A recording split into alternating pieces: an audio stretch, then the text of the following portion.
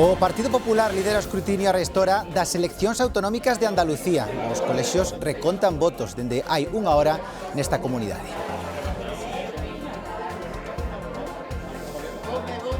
Saúdos, que tal? Boas noites. Coñecemos os primeiros datos do escrutinio hai apenas uns minutos porque houve incidencias en 3 colexios, o que atrasou a publicación ata aí un cuarto de hora. Estes son os datos co voto escrutado a arestora. Ímolo ver, o escrutinio que leva un 3%, aínda é cedo, e podemos ver como o Partido Popular acadaría 43 asentos, despois o Partido Socialista 36, sumaría 6 escanos máis, Vox quedaría con 18, sumaría 4 con respecto ás eleccións de 2022, adelante Andalucía, que pasaría dos 2 aos 7, e por Andalucía, que mantería os 5 escanos. Como dicimos, escrutinio do 3%, aínda queda bastante durante toda esta noite. A enquisa das televisións públicas autonómicas dalle a victoria por maioría absoluta o PP de Moreno. Son as primeiras impresións que imos ver na sede do PP en Sevilla con Marcos Sueiro. Que tal, David? Boa noite a todos. No Partido Popular, satisfacción, pero tamén prudencia polo resultado que arroxan as enquisas publicadas ata o momento. Chegaba ás 8:10 exactamente o presidente da Xunta de Andalucía e candidato do PP a esta sede do Partido Popular de Andalucía. Dicía estar tranquilo, co obxectivo triple de gañar as eleccións, gañar en todas as provincias e conseguir a maioría absoluta. Día festivo hoxe en Galicia, Día das Letras Galegas. A Real Academia Galega reivindicou o legado literario e xornalístico de Begoña Camaño, a quen se dedicou este ano o día. O presidente da Real Academia Galega aproveitou para pedir unidade política e social en defensa do galego, ao tempo que destacou a importancia da homenaxeada. Regalounos dúas fermosísimas novelas que se rebelan contra o mito e nos revelan as súas sombras, ao mesmo tempo que arrequecen o tesouro das nosas letras. Beizón pois a Begoña Camaño por estes maravillosos agasallos. O goberno galego tamén homenaxeou a Begoña Camaño cun acto en Santiago de Compostela. Alfonso Rueda destacou o seu compromiso co feminismo e coa lingua galega.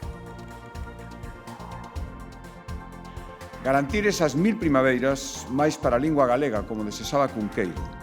Que a fala se fale, como propoñían as Irmandades da Fala. Como dixo Begoña Camaño, un idioma é moito máis que un idioma. É unha forma de narrar o universo. A plataforma Queremos Galego saiu á rúa pedindo máis presenza do galego. A marcha percorreu Santiago dende a Alameda. É brutal o accidente desta madrugada en Boiro. Morreu un mozo de 25 anos que se saiu da vía, levou por diante unha farola e acabou batendo contra unha árbore. Os bombeiros tardaron máis dunha hora en sacalo do coche.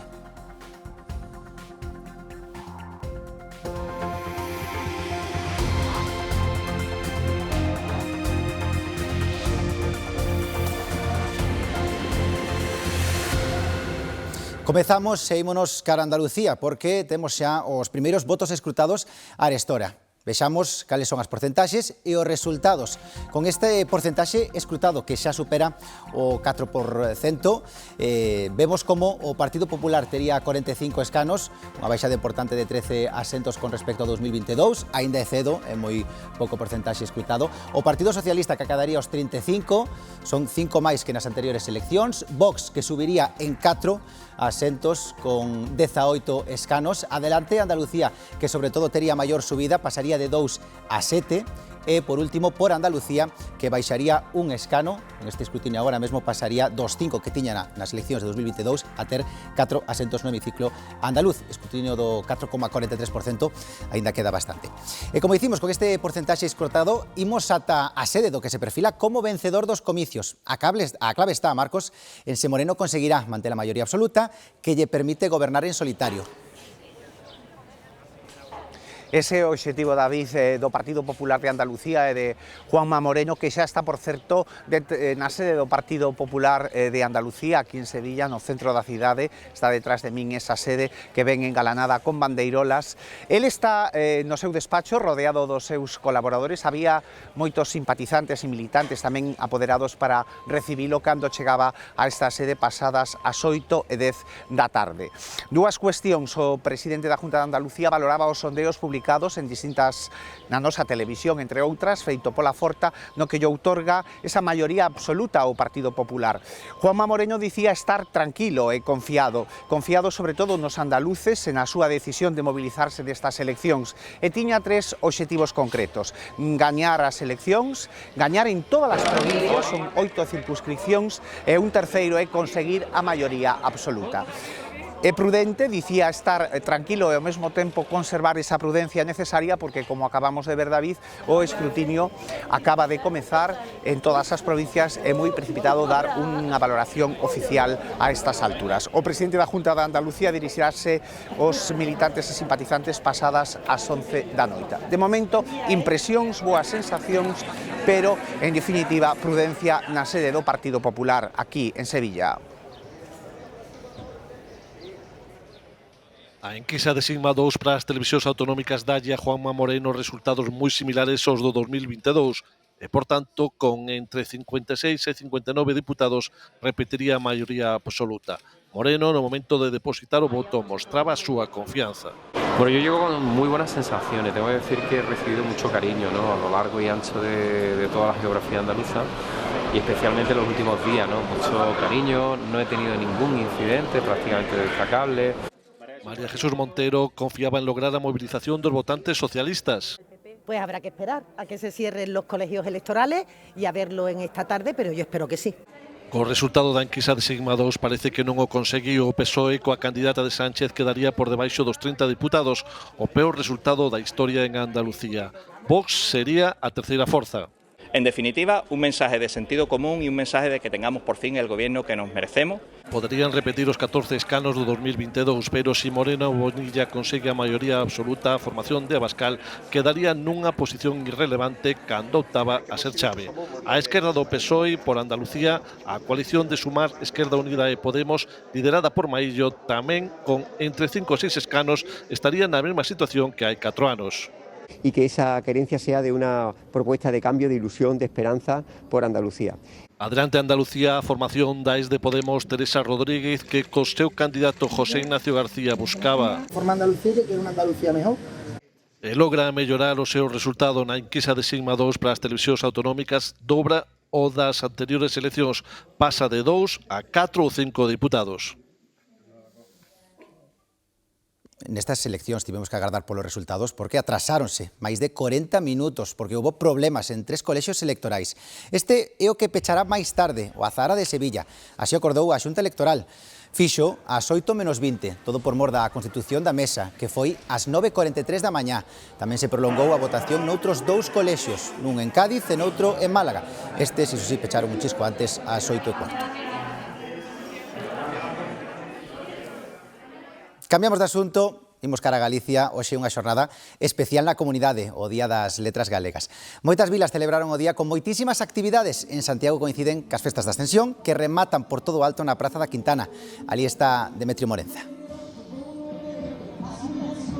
Se continúa celebrándose nesta xornada ese espírito de Begoña Caamaño polas prazas e rúas de aquí de Santiago de Compostela, unha cidade que esta mañá acollía os actos institucionais, os principais, como ese pleno extraordinario da Real Academia Galega, no que académicas e académicos, escritoras e escritores, amigos e familiares recoñecían a importancia e a trascendencia da obra de Begoña Caamaño e a súa vixencia.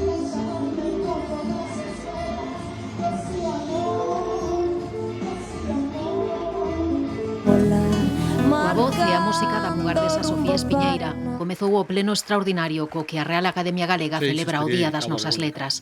A sesión foi unha homenaxe á figura e á obra de Begoña Caamaño, voz lúcida e honesta desde a radio e a literatura. 3 académicos, Víctor Freixanes, Marilar Aleixandre e Ana Romaní, lembraron a escritora que revisou os mitos desde unha perspectiva feminista e a xornalista rigorosa, coherente e curiosa. O saber é nela estímulo. A curiosidade é unha posición de apertura ao mundo, promesa tendida ao exterior, empuxe que move o percorrer incesante do seu pensamento.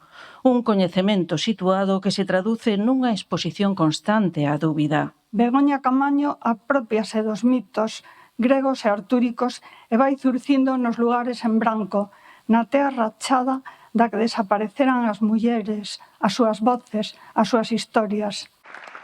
O presidente da institución académica salientou o compromiso de Begoña Caamaño coa lingua galega para que só haberá futuro, dixo, sumando a implicación da cidadanía e das autoridades.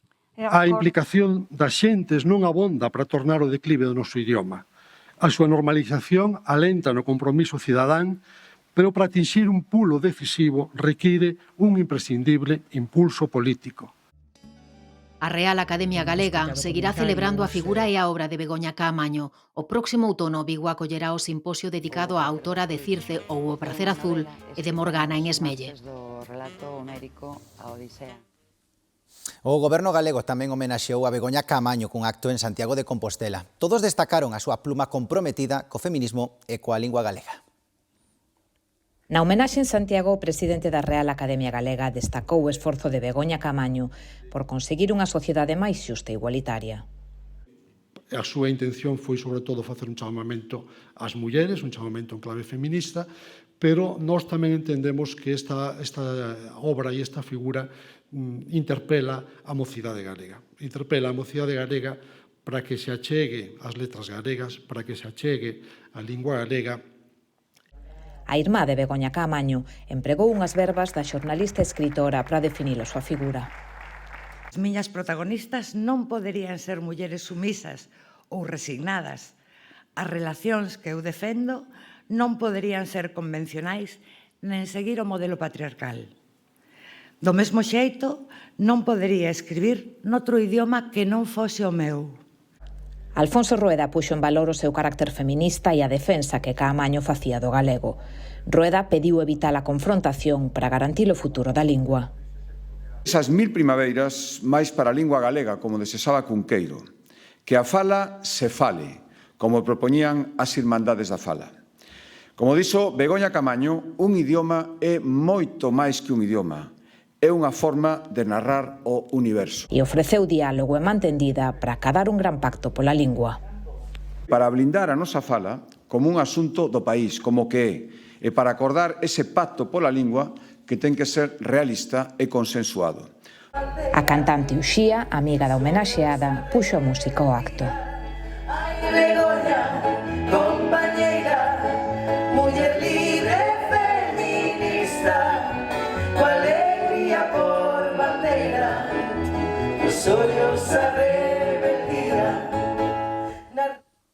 Este Día das Letras serve tamén para defender a lingua. Dende o PSDG reclaman máis investimentos. Galicia merece moito máis e esta Xunta do Partido Popular ten que investir máis en política lingüística, pensando por e para o noso idioma e sobre todo no que moito temos que facer todavía por el, todos e sobre todo desde as administracións públicas, desde o público e donde temos que facer darlle forza ao noso idioma. Tamén para reivindicar o galego saiu hoxe polas rúas de Santiago a plataforma Queremos Galego. A manifestación saiu da Alameda e percorreu o centro da capital galega. Para reverter a situación de emerxencia lingüística, para colocar o galego, para telo presente sempre en ámbitos como o ensino, como a cultura, os medios de comunicación, o ámbito socioeconómico ou na acción exterior. Nesa marcha de Queremos Galego participou o BNG. Ana Pontón pediu que se traballe para que a mocidade fale galego e que o galego estea presente en todos os ámbitos da vida social. Un cambio de rumbo nas políticas do galego. Estamos nunha situación crítica e vemos que se necesita realmente un goberno que ame a súa lingua e que este disposto a poñer en marcha medidas que revertan a situación. Raquel Arias vai ser a nova vicepresidenta do Parlamento de Galicia en relevo de Elena Candia, que deixa o cargo tras ser escollida alcaldesa de Lugo. Arias leva 10 anos na Cámara e xa foi secretaria da Mesa, viceportavoz do Grupo Popular e portavoz en varias áreas. Tamén foi delegada territorial da Xunta na provincia de Lugo e alcaldesa de Sober. Cambiamos de asunto, imos con sucesos. En Boiro, un home perdeu a vida despois de sair da vía co seu coche e bater contra unha árbore. É a quinta vítima mortal na estrada nunha semana tráxica na nosa comunidade. Foi pouco despois das 6:30 da mañá. Nas curvas de Goiáns, en Boiro, un mozo de 25 anos, veciño da Pobra, saíuse da vida co seu vehículo, tirando unha farola e chocando contra unha árbore. Foi tal a aparatosidade do accidente que os bombeiros tardaron ata unha hora en liberalo. xa non se puido facer nada pola súa vida. Se procedeu á escarcelación da persoa que estaba no interior, que non sabíamos se estaba con vida ou sin vida por o atrapamento que tiña, e unha vez rescatado, pois os servicios sanitarios confirmaron o seu falecemento.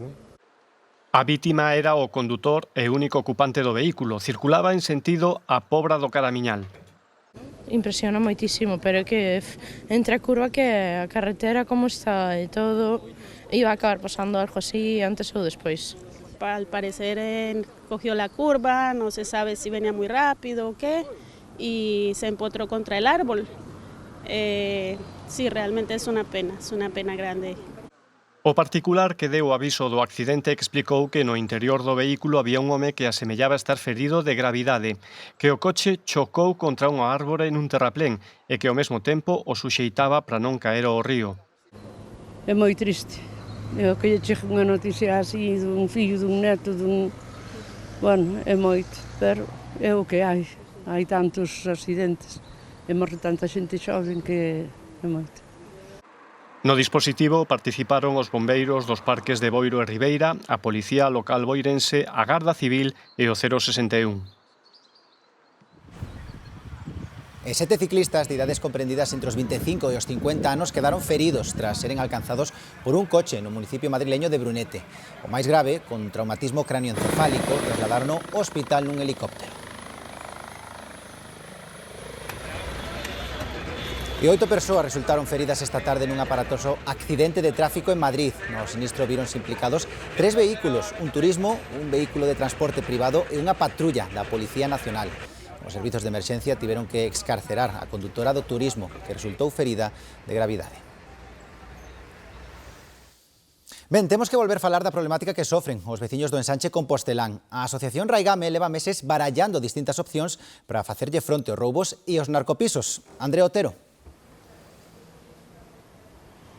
Iso é, a Asociación de Veciños denuncia que hai alo menos 2 inmobiliarias que lles facilitan vivendas no centro de Santiago a persoas que se dedican á venda de drogas ou á prostitución. Din que o modus operandi máis habitual das inmobiliarias é buscar comunidades grandes e logo subarrendar vivendas de persoas maiores ou que vivan lonxe. Agora estas comunidades de veciños do ensanche piden máis control sobre os alugueiros e tamén colaboración cidadán. Din que se hai alguén que coñeza un caso semellante que o denuncie ante a Policía Nacional.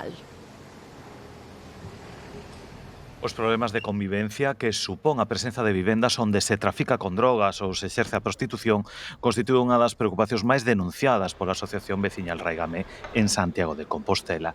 Por iso insisten en dar visibilidade a unha problemática como a existencia dos chamados narcopisos e animan as comunidades de propietarios afectadas a denunciar ben sexa a través da policía, ben sexa a través da propia asociación. Esa presión veciñal é a que fai que se sintan incómodos. Tanto os narcotraficantes como os pisos de prostitución xa non están ocultos, xa son evidentes. Entón, unha vez que gracias aos medios de comunicación o facemos visible, é cando esta xente marcha, porque lle facemos a vida incómoda. O mes de marzo pasado a Policía Nacional detía 4 persoas tras irromper en 2 vivendas do ensanche Compostelán nunha operación contra o tráfico de drogas. Dende Raigame denuncian os efectos prexudiciais que a presenza de narcopisos ten para a veciñanza e para a contorna. A xente que teñen nenos pequenos, sobre todo a xente maior que tamén ten algunha doenza, son os que máis alarmados están e con máis preocupación teñen que convivir con esta xente. Dende a asociación aseguran que solicitaron unha xuntanza cas forzas policiais para dar a coñecer as súas necesidades e tamén animan as comunidades de propietarios a denunciar calquera situación que altere a convivencia veciñal. Os veciños do barrio Compostelán do Sar tamén están preocupados. Percatáronse de que a pechadura deste inmoble estaba reventada e no interior da edificación había varios mozos. A finais desta semana, varias unidades policiais presentáronse no local e identificaron as persoas que se atopaban no seu interior, pero a día de hoxe os mozos continúan ali. Un equipo da Televisión de Galicia conseguiu falar cun dos ocupantes que afirma que queren celebrar actividades culturais no seu interior. Este caso recorda outro que tamén se produciu en Santiago, o dun edificio situado na Algalia, no casco histórico, que fora ocupado por outro grupo denominado Escarnio e Maldicer, que organizaba actividades culturais e que foi desaloxado o pasado mes de xaneiro. En Vilagarcía, axentes da policía local detiveron un mozo o que sorprenderon conducindo malia que nunca sacara o carné. Os axentes deronlle o alto despois de seguir un coche que fixo varias manobras erráticas e que mesmo se meteu por unha dirección prohibida. O infrator, duns 20 anos, está acusado dun delito contra a seguridade viaria. Seguimos precisamente con outro asunto que volve poñelo foco nos problemas de ocupación e deterioro de inmobles en Ourense. Falamos dos Baños de Outeiro, un edificio histórico que na madrugada do venres sufriu un incendio nun contexto que agora está baixo investigación. María Blanco. Os Baños do Outeiro foron durante máis dun século un dos grandes referentes do termalismo urbano en Ourense. Pecharon no ano 2012 e 4 anos despois, no 2016, pasaron a mans do Concello de Ourense. Dende entón, o edificio entrou nun proceso de deterioro progresivo que foi máis alá co paso dos anos. Un deterioro que non se freou e que acabou de agravarse coa aparición das lapas na madrugada do venres, que acabaron e que afectaron gravemente co inmoble. Nada queda do seu antigo esplendor, nin rastro das bañeiras de mármore, nin da grifería de bronce. Xa nos achegan ata el os ourensáns que durante décadas fixeron dos Baños do Outeiro un referente do termalismo urbano. Non había cuartos de baño en moitas casas, entón viña moita xente a bañar aquí, lógicamente, porque era agua quente gratis, tiñan aí, entonces baixaba xente por aí a estos soldados, quintos. Na fachada ainda se intúe o estilo neogótico modernista do edificio deseñado en 1899 polo arquitecto Daniel Vázquez Gulías, pero hoxe o abandono e o paso do tempo mudaron por completo a imaxe dun edificio que os veciños consideran parte da memoria e do patrimonio histórico da cidade. Un monumento casi como este, que este así desastrado como está. Empezou a haber todo o tema de trapicheo, de drogas, e non se sabe tamén que máis. Entón, aí sí que estábamos vendo que había unha certa impunidade, que nadie facía nada. Hacer unha redada, entón o Ayuntamiento mandou unha serie de albañiles para que tapiaran aí as ventanas e todo eso, pero no plazo alguén plantou fogo, está claro. Na madrugada do venres, un incendio arrasou o inmoble, agravando a preocupación dos veciños. Esta mesma tarde, varias persoas accederon ao edificio e a Policía Nacional interveu o material que levaban. Os ocupas xa non están nos Baños do Outeiro, pero os veciños aseguran que se trasladaron ao inmoble contiguo. Ben, falámoslles agora da reciclaxe, que xa está máis que normalizada no día a día de todos os fogares. O elemento que máis se recicla é o vidro, case un 95%, seguido do papel e o cartón. Os residuos que van nestes contedores son sinxelos de identificar. En terceiro lugar, os envases de plástico. Pola contra, o aceite doméstico. Non o desbotamos no sitio correcto. Estes son os datos de España. Hoxe saímos á rúa para ver canto e, sobre todo, que reciclamos os galegos. Iria Soengas. Si, David, aquí en Galicia os datos son semellantes, malia que no primeiro posto está o papel e o cartón cunha porcentaxe do 89%, seguido do vidro cun 80% e dos envases lixeiros dos que reciclamos un 65%. Co paso dos anos foise avanzando, especializando a reciclaxe. A día de hoxe un dos retos é que facer cos biorresiduos. Estánse a colocar cada vez máis colectores marróns ao tempo que se implementa a rede pública de plantas de compostaxe. O traballo das administracións é importante, non o é menos a nosa propia responsabilidade, xa que unha correcta separación nos fogares é vital para unha reciclaxe de calidade. Ese reciclar é importante para un modelo de vida sostible. Tamén é crucial reparar, reutilizar e reducir o consumo. Sí, reciclamos tanto cartón como a inorgánica e a orgánica, e o vidrio, os 4. Solemos clasificalo nas bolsas en casa e despois só tiramos nos contenedores. En la casa reciclamos nosotros lo que es plástico, botella, así cosas así, cartones, lo echamos aparte y los echamos en un buzón que hay allí para eso. Ya el material desechable se lo echamos al otro bote. Xa está a piques de chegar ás tendas a colección de roupa Benito Antonio, unha colaboración entre Bad Bunny e Zara. A colección inclúe prendas de todo tipo cun estilo urbano e relaxado cun punto retro. Continúa deste xeito a alianza do cantante portorriqueño con Zara, que xa o vestira para grandes eventos este ano como actuación na Super Bowl ou a alfombra vermella da Gala Met. As prendas presentáronse o sábado nunha tenda de Puerto Rico e van estar á venda a próxima semana. O rei Xoán Carlos I abandonou Galicia esta tarde tras 5 días en Sanxenxo, onde asistiu ao trofeo Xacobeo de vela. O rei emérito partiu en jet privado dende o aeroporto de Vigo cara a localidade portuguesa de Cascais. Aínda que estaba inscrito como tripulante do Bribón, o exxefe do Estado seguiu as regatas dende unha embarcación auxiliar. Durante a súa estancia en Sanxenxo recibiu visitas de familiares como a infanta Elena.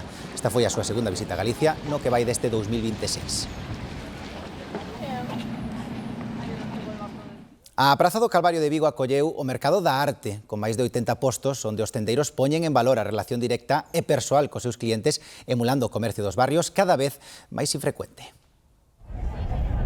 Os postos habituais de peixe, froita ou carne do Mercado do Calvario, que ten 101 anos, estiveron ocupados este domingo por uns tendeiros e tendeiras non habituais. Por un día, os 80 postos teñen a venda produtos únicos procedentes dunha pequena industria sostible e circular.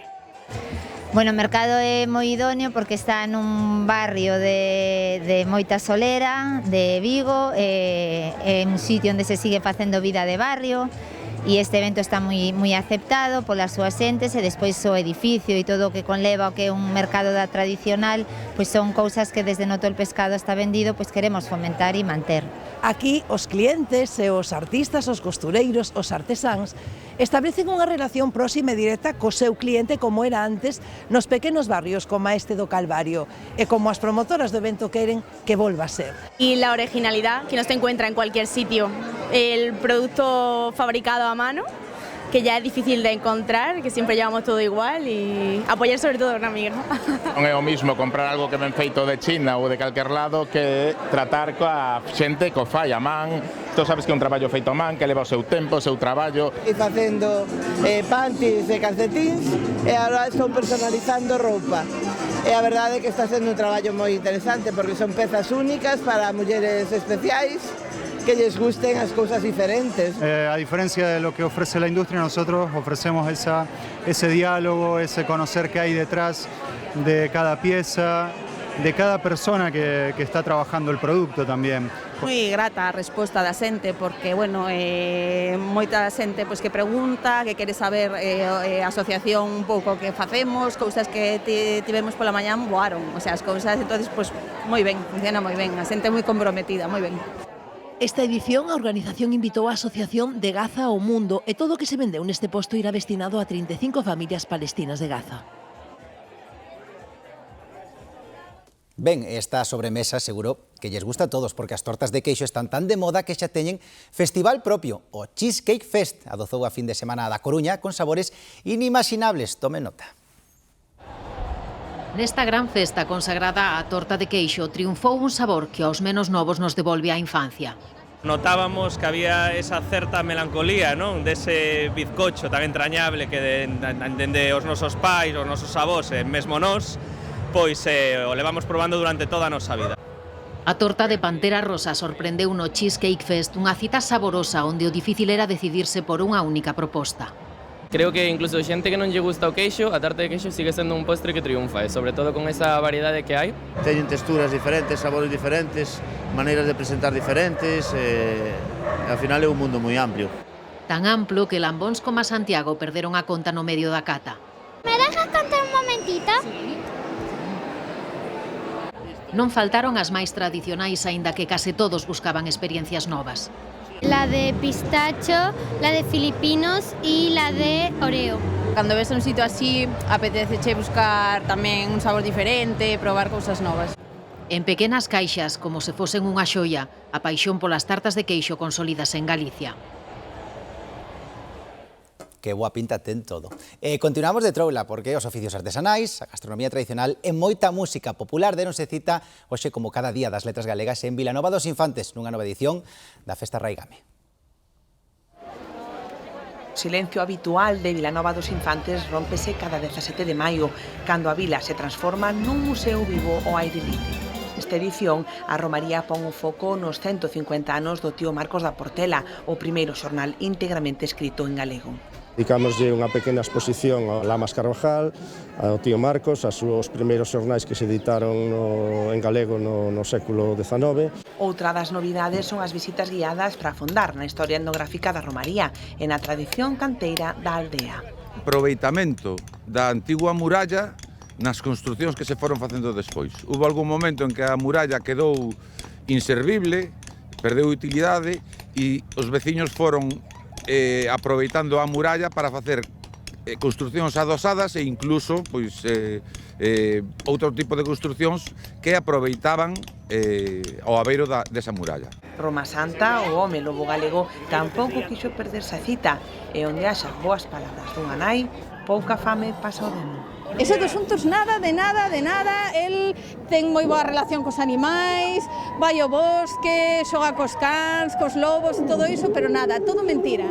Por iso deixamos aquí entrar a casa para que vexan que nada do que aconteceu foi certo. A olería, as corozas ou a cestería seguen sendo algúns dos oficios que máis curiosidade despertan entre o público. Nunha coroza, que é un impermeable feito con fibra vegetal, de xuncos, concretamente. Estamos facendo aquí unha sarra para o viño e xa fixemos un peto para guardar os cartos, que isto é un plan de pensións e... Gaitas, pandeiretas e bailes tradicionais fan do día unha xornada perfecta. En a praza da Quintana de Santiago, o espectáculo Circes e Morganas reúne algunhas das voces máis relevantes da música e da cultura galegas para celebrar a figura de Begoña Camaño neste Día das Letras. Un espectáculo coral que mistura música, poesía, elementos audiovisuais que pechou ademais o programa das festas da Ascensión. Ali está en directo Demetrio Morenza.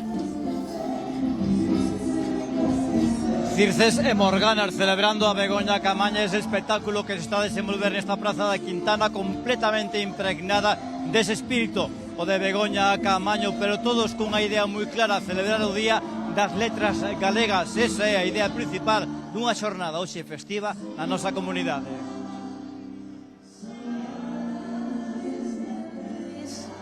Un poquinho máis, paseamos, falamos de Camaño, falamos da súa obra. Celebramos, dende logo, recollendo na súa lingua, seguindo falando e vindo a este acto aquí recordando a Begoña Camaño. Fomos a mirar tamén, había moitos libros en galego, estuvimos mirando. E hoxe, Día das Letras Galegas, queremos ver como os galegos usamos a nosa lingua no noso día a día. O galego é algo fundamental nas nosas vidas. Falamos, pensamos e ata chateamos na nosa lingua. De sempre. Costoume aprender castelán e todo, pero sí, falo galego todos os días. A miña cabeza pensa en galego, falo galego e intento tamén que, bueno, pois, cando vexo que alguén mellor me pode entender en galego, intento falarlle galego. Uso galego sempre, o que decía el tamén, penso en galego, sinto en galego e falo galego todos os días. A ver, normalmente sí, o día a día falamos galego na casa, sí. O galego é coñecido tamén polas súas palabras especiais. Todo o mundo ten unha favorita. A xóuxere. Enxebre, moriña, pode ser... Malo será. Malo será, quizás sea máis. Bueno, os típicos... Sí. Xoaniña. Xoaniña gústame moito, esa palabra. Ui, o dos amorodos, que me chamou moita atención. Pois nós, non? É moi de nós, e nós penso que nos representa moi ben. A morriña sí, morriña pola terra. E que, case sen darnos conta, moitas destas palabras forman parte do noso día a día. Ata os que veñen de fora o teñen claro. Aprendí alguna palabra y como evidentemente si vives en Lugo tienes que saber lo que es moriña, ¿no? Porque si no, no has vivido en Lugo. Xa o ven, unha lingua con presente e moito futuro. Por iso é moi importante utilizala todos os días. Ben, antes de rematar, regresamos a Andalucía, o escrutinio das eleccións autonómicas, vexamos en detalle como está sendo este escrutinio. Ímolo ver agora mesmo aquí na pantalla, xa vai máis do 33% escrutado e vemos que a imaxe mudou bastante con respecto ao que víamos ao inicio do telexornal contra as 9 da noite. Agora o Partido Popular supera os 50 asentos, ten 51, estaría a 4 da maioría absoluta. O Partido Socialista 30 escanos, mantería os que tivo nas eleccións do 2022. Vox 17 asentos, baixaría un con respecto ao que estábamos vendo no inicio do escrutinio, aínda así subiría 3 con respecto ás anteriores eleccións. Adelante Andalucía, aquí está a gran suba, multiplica por 4 os seus escanos, pasaría a ter 8. E por último, por Andalucía, Antonio Maillo, que perdería 2 escanos, pasaría dos 5 nas eleccións de 2022 a ter, pois, segundo este escrutinio, tan só 3 escanos. Así que imos agora ata a sede do PP en Sevilla, porque os populares siguen o reconto destas eleccións autonómicas. Juanma Moreno xa chegou e agradeceu a alta participación, 7,5 puntos máis que nos anteriores comicios. Ali está Marcos Sueiro. Que tal, David? Boa noite de novo. O sol xa se esconde aquí en Sevilla. Expectación e satisfacción tamén na sede do Partido Popular de Andalucía tras coñecer os primeiros resultados e os datos das enquisas publicadas tras o peche dos colexios. Juanma Moreno, como dicías, está reunido aquí na sede do Partido Popular de Andalucía cos seus inmediatos colaboradores para seguir o escrutinio. Nada máis chegar, agradecía, como ti dicías, a participación dos andaluces moi alta nestes comicios e tamén mostrábase confiado en lograr a maioría absoluta nestas eleccións. Hai moita expectación e tamén desexo tanto en dirixentes e en simpatizantes por coñecer o resultado definitivo dunhas eleccións que, como vimos contando na galega, terán e teñen xa repercusión na política española. Grazas, Marcos. E agora temos que falarlle neste día do galego, e o galego que sempre estivo presente na vida de Begoña Caamaño. Con esta lingua comezou a facerse preguntas que impulsaron a súa literatura, reinterpretando os moitos clásicos cunha perspectiva feminina, movemento que estivo ligado tamén ata os seus últimos días coa súa obra e co seu pensamento crítico e orixinal que xa abrallou o público. Xornalista e compañeira desta casa, a radio foi o seu medio, tanto na información como na cultura e tamén na divulgación. A súa morte prematura dificultou o acceso á súa obra a gran parte do público. Hoxe, a súa amiga, Uxía Senlle, recordouna cantándolle a súa amiga. Vestidiña de por lila, recordando a igualdade, queremos de como es, lista sen pelos na lingua, rabuda como a nordés, pois o mundo do revés. Ai,